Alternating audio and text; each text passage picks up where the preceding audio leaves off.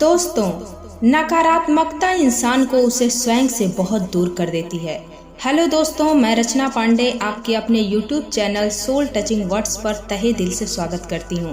दोस्तों, कैसे हैं आप सब लोग? कमेंट बॉक्स में कमेंट करके जरूर बताएं। वैसे मुझे उम्मीद है कि आप सब लोग मजे में होंगे और अपनी लाइफ का भरपूर आनंद ले रहे होंगे। दोस्तों, आज हम जिस टॉपिक पे बात करने वाले हैं, ये तो आप थंबनेल देखकर पहले ही जान गए होंगे, बट एक बार मैं फिर से याद दिला देती हूँ कि आज का हमारा टॉपिक है दिमाग में फालतू विचार क्यों आते हैं। मेरा दिमाग हमेशा निगेटिव क्यों सोचता है, इससे कैसे बचें। नकारात्मक विचार जो हर वक्त हमारे माइंड में चलते रहते हैं और जिंदगी में उथल पुथल मचाए रहते हैं। हम कितना भी कोशिश कर लें, बट हमारी हर बड़ी से बड़ी कोशिश एक छोटे से निगेटिव विचार को, एक छोटी सी चीज को हमारे दिमाग से बाहर निकालने में नाकामयाब होती है और फिर वही विचार हमारे मन में चलते रहते हैं और हम ना चाहते हुए भी उसी में उलझे रहते हैं। सबसे पहले तो हम इस टॉपिक पर चर्चा करेंगे कि ये नकारात्मक विचार क्यों आते हैं, इसके पीछे की मेन वजह क्या है। सबसे पहले तो हम वजह निकालने की कोशिश करते हैं, क्योंकि दुनिया में कोई ऐसी समस्या नहीं है जिसका सॉल्यूशन ना हो, लेकिन सॉल्यूशन के लिए हमारे पास प्रॉब्लम्स की वजह होनी चाहिए। जब हमें प्रॉब्लम्स और उसका रीजन पता ही नहीं है, तो फिर हम सॉल्यूशन तक कैसे पहुंचेंगे। और जहां हम किसी समस्या का वजह जान गए, क्यों हुआ, कैसे हुआ, क्या हुआ, कब हुआ और कहाँ हुआ, जैसे ही हमें एक क्यों, कैसे, क्या, कब और कहाँ का जवाब मिल गया, वैसे ही हमें उस समस्या से बाहर निकालने के उपाय भी मिल जाएंगे। देखिए, सबसे पहली बात यह है दोस्तों कि नेगेटिव थॉट के लिए जिम्मेदार कोई एक या दो वजह नहीं है, बल्कि कई सारे वजह हो सकते हैं। हर किसी की अपनी लाइफ है और उसके व्यक्तिगत लाइफ से संबंधित अनेकों समस्याएं हैं। हम बिल्कुल एग्जैक्ट नहीं बता सकते हैं कि बस इतनी ही वजह है और इससे बाहर निकलने के बस यही तरकीब है। किसी इंसान की व्यक्तिगत प्रॉब्लम को सॉल्व करने के लिए उसकी व्यक्तिगत समस्याओं को जानना पड़ेगा, उसके पीछे की वजह जाननी पड़ेगी, उसके बाद ही उसका निराकरण संभव है। यहाँ पर हम सबको लेकर चल रहे हैं, तो जो कॉमन प्रॉब्लम होती है, जो अक्सर हर किसी के लाइफ में लगभग होती रहती है और हम उसको लेकर परेशान हो जाते हैं, हम उस पर चर्चा करेंगे। सबसे पहला पॉइंट है, जब इंसान अपने लाइफ में एक बार या कई बार असफल हुआ हो। जब इंसान असफल हो जाता है तो निगेटिव थॉट उसके मन में आने लगते हैं कि शायद मेरे से कुछ हो ही नहीं सकता, और ये चीजें पर्सन टू पर्सन डिपेंड करती हैं। एक तरफ वो इंसान है जो अपनी लाइफ में लंबे समय तक फेलियर का सामना करने के बावजूद भी वो नॉर्मल होता है। जिंदगी के हर मोड़ पर उसको असफलता मिली है, फिर भी वह धैर्य के साथ, इस विश्वास के साथ निरंतर प्रयासरत है कि आज असफल हूँ तो क्या हुआ, एक दिन मुझे सफलता जरूर मिलेगी। और उसका यह विश्वास और निरंतर प्रयास उसे एक दिन सफलता जरूर दिलाता है।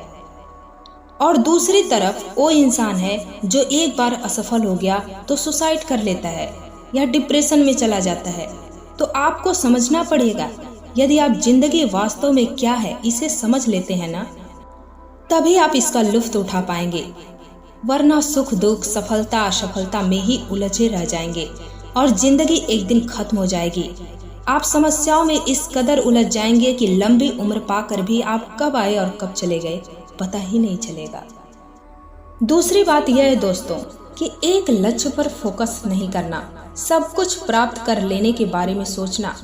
आपको पता होना चाहिए कि एक इंसान है और एक ही लाइफ है, तो सब कुछ कैसे मिलेगा, ये तो संभव नहीं है। अपनी ऊर्जा का, अपनी शक्ति का विभिन्न दिशाओं में बंटवारा करना 100% असफलता दिलाता है। आप किसी भी काम में अपना 100% नहीं दे पाते हैं। आपके पास जो ऊर्जा है वो विभाजित हो जाती है। इंसान किसी एक लक्ष्य पर फोकस करके बुलंदी पर पहुंच सकता है, लेकिन कई सारे लक्ष्यों को वो कभी हासिल नहीं कर सकता।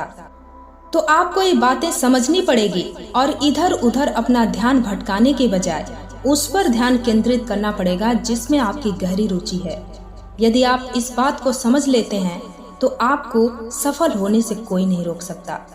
तीसरी बात यह है दोस्तों, संतोष की भावना का नहीं होना। लालची प्रवृत्ति का इंसान अपने जीवन में कभी खुश नहीं रह सकता, क्योंकि ऐसा व्यक्ति हमेशा असंतुष्ट रहता है।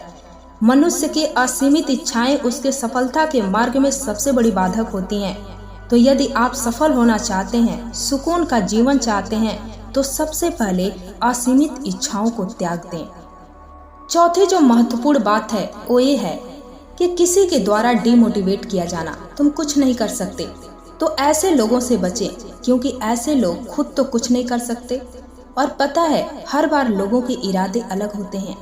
एक तो वे लोग होते हैं जो सच में आपकी काबिलियत को नहीं समझते हैं कि आप क्या कर सकते हैं और क्या नहीं कर सकते हैं। बस आपकी मार्कशीट देखी या फिर आपसे आपका नंबर पूछा, बस उसके आधार पर डिक्लेयर कर दिया कि आपसे तो कुछ हो ही नहीं सकता। और ऐसे लोगों में ज्यादातर हमारे रिलेशन वाले और पड़ोसी वाले होते हैं।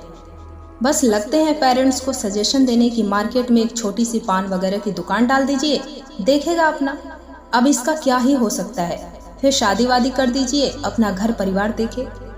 फिर क्या होता है, पान की दुकान खुल गई, लड़के वालों से बोल दिया कि लड़का बिजनेसमैन है, इस आधार पर शादी हो गई। 1 साल नहीं गुजरता है कि बच्चे पैदा हो गए। फिर वह जिंदगी भर रोटी के लिए संघर्ष करता है। जो इंसान रोटी के लिए संघर्ष कर रहा हो, वह अपने जीवन में और आगे क्या कर पाएगा। उसकी सारी ख्वाहिशें वहीं मार दी जाती हैं। बच्चों को अच्छी शिक्षा नहीं मिल पाती। जब खाने को सही से नहीं मिल पा रहा है, तो वहाँ शिक्षा के लिए कोई कैसे सोचे। फिर बच्चों की भी जिंदगी वैसे ही हो जाती है।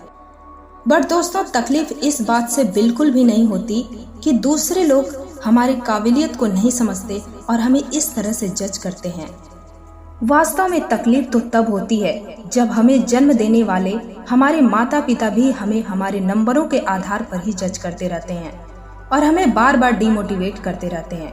तो दोस्तों, एक बात हमेशा याद रखिएगा कि आप क्या कर सकते हैं और क्या नहीं कर सकते हैं। इस बात को यदि कोई जान सकता है तो सिर्फ और सिर्फ आप हैं। लोग कहते हैं कि एक माँ होती है जो अपने बच्चों की क्षमता को जानती है, बट दोस्तों, मैं मानती हूँ कि यही एक मुद्दा ऐसा है जिसके बारे में आपकी माँ भी नहीं जानती। आप क्या कर सकते हैं और क्या नहीं कर सकते हैं, इसका अंदाजा यदि कोई और लगा सकता तो एक समय पर अपने माता पिता के द्वारा नालायक घोषित किया हुआ बच्चा कभी भी अपने कुल का नाम रोशन नहीं करता। अक्सर आप सुनते होंगे कि जिस बच्चे को घर में सबसे कमजोर समझा जाता है, वही कुछ अलग कर जाता है, वही सबसे आगे निकल जाता है। तो इसमें सबसे इम्पोर्टेंट बात यह है कि आपको ये बातें समझनी पड़ेगी कि दूसरों की बातों से और दूसरों की एक्टिविटीज से आपको प्रभावित नहीं होना है। आप क्या कर सकते हो, क्या नहीं कर सकते हो, ये आप जानते हो, सामने वाला नहीं जानता। सामने वाला कह दिया कि ये काम तुमसे नहीं हो सकता, बस मान लिया कि तुमसे नहीं हो सकता। भले उस काम को करने की क्षमता तुम रखते हो, फिर भी मान लिए कि नहीं कर सकते हो। और दूसरी तरफ कोई आपको चढ़ा दिया कि आप तो IAS बन सकते हो, बस आपने आओ देखा न ताओ, आपने पैक कर लिया कि अब आपको IAS बनने जाना है। तुम कितना समय सफर में बर्बाद कर देते हो, कितना समय और पैसा तैयारी और एग्जाम देने में लगा देते हो, डिप्रेशन में चले जाते हो, यहाँ तक कि अंत में हार मानकर सुसाइड तक करने पे मजबूर हो जाते हो। लेकिन तुम्हारे पास 2 मिनट का वक्त अपने लिए नहीं होता कि 2 मिनट शांति से अकेले में बैठकर खुद से पूछ लो कि वास्तव में तुम क्या कर सकते हो। जिस IAS की तैयारी के लिए तुमने इतना लंबा सफर तय किया, क्या सचमुच उसमें तुम्हारा इंटरेस्ट था, या किसी के कहने पर, किसी के दबाव में एक कदम तुमने उठा लिया। जिस काम को करने में तुम अपने आप को समर्थ नहीं समझते हो, जो काम तुम्हारे स्वभाव के अनुकूल नहीं है, उस काम को स्टार्ट करने से पहले 2 मिनट खुद से पूछा है कि इस काम में हाथ लगाऊं या नहीं? तो खुद से पूछने की आवश्यकता तो तुम समझते नहीं हो। दूसरा कह दिया तो बस आग में हाथ डाल दिए, जलेगा कि बचेगा इसका ज्ञान तुम्हें तो है नहीं। किसी ने कह दिया कि नदी में कूद जाओ, बस तुम कूद गए। 1 मिनट ये तो सोचे नहीं कि तुम्हें तैरना आता भी है कि नहीं आता है। तो ऐसे में तुम किस तरह के परिणाम की उम्मीद करते हो? बस चाहते हो कि अच्छा अच्छा ही हो। जो तुम गलतियां कर रहे हो उस पर तो तुम्हारी नजर ही नहीं जा रही। दोस्तों, ये चॉइस जो वर्ड है ना, ये अपने आप में बहुत ही महत्वपूर्ण है। चाहे कोई लक्ष्य हो, चाहे कोई व्यक्ति हो या कोई वस्तु हो, इसका चुनाव करते समय बहुत ही समझदारी की आवश्यकता होती है। कोई व्यक्ति आपके लिए सही है कि नहीं है, कोई लक्ष्य आपके लिए अच्छा है कि बुरा है, कोई वस्तु आपके लिए सही है कि बुरी है। इसका चुनाव सही तरीके से करने में बहुत ही समझदारी दिखानी होती है। यदि आप यहाँ पे समझदारी दिखाने में चूक गए तो आपको असफल होने से कोई नहीं रोक सकता। तो हमें किसी के दबाव में आकर किसी काम को नहीं करना है। यदि कोई काम आप नहीं कर सकते हो तो तुरंत आप बोल दीजिए कि आपसे नहीं होगा, आपकी रुचि इसमें नहीं है। हो सकता है कि 1-2 दिन घर का माहौल गर्म रहे, बट इससे आपकी पूरी लाइफ बर्बाद होने से तो बच जाएगी। तुरंत तो बोलते नहीं हो, संकोच लगता है, डर लगता है। और कैसा लगता है जब पूरा समय, पैसा, पूरी लाइफ बर्बाद करके जब घर वापस लौटते हो तो तब माता पिता फांसी नहीं देते हैं, उससे पहले बोल देते तो फांसी दे देते। लेकिन नहीं, आप खुद ही खुद के दुश्मन हो। जब तुम अपना भला नहीं चाहते हो, तुम खुद को नहीं समझ सकते, खुद को 2 मिनट वक्त नहीं दे सकते, तो तुम्हें दूसरा थोड़े नहीं समझेगा। स्टार्टिंग में बोलने में अपनी सामर्थ्य को पेरेंट्स के समक्ष रखने में शर्म आती है, बेइज्जती होती है, संकोच लगता है। जब पूरी लाइफ बर्बाद करके अपने गांव में पान की दुकान खोलते हो तो उससे इज्जत बढ़ जाती है। तो खुद को समझो, अपनी रुचि के अनुसार अपने लक्ष्य का चयन करो। तुम्हें आसमान छूने से कोई नहीं रोक सकता मेरे दोस्त। दूसरे वे लोग होते हैं जो आपकी काबिलियत को समझते हैं और इसलिए आपको कुछ बड़ा न सोचने की सलाह देते हैं, क्योंकि उनको डर लगता है कि कहीं आप उनसे आगे न निकल जाएं।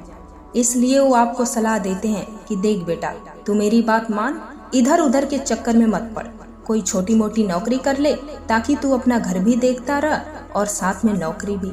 तमाम तरह की बातें हमारे माइंड में भरते रहते हैं। फिर हम उलझ जाते हैं। फिर हमारे मन में नकारात्मक विचार आने लगते हैं कि यदि नहीं हुआ तो क्या होगा।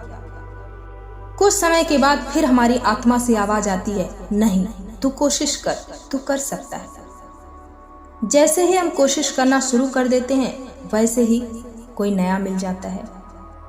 फिर से वह हमें डिमोटिवेट कर देता है, खुद की क्षमता पर संदेह होने लगता है और हम अपने मार्ग से विचलित हो जाते हैं। मेरे दोस्त, जिंदगी में रिस्क लेना सीखो। इतिहास वही रचा है जिसने रिस्क लिया है।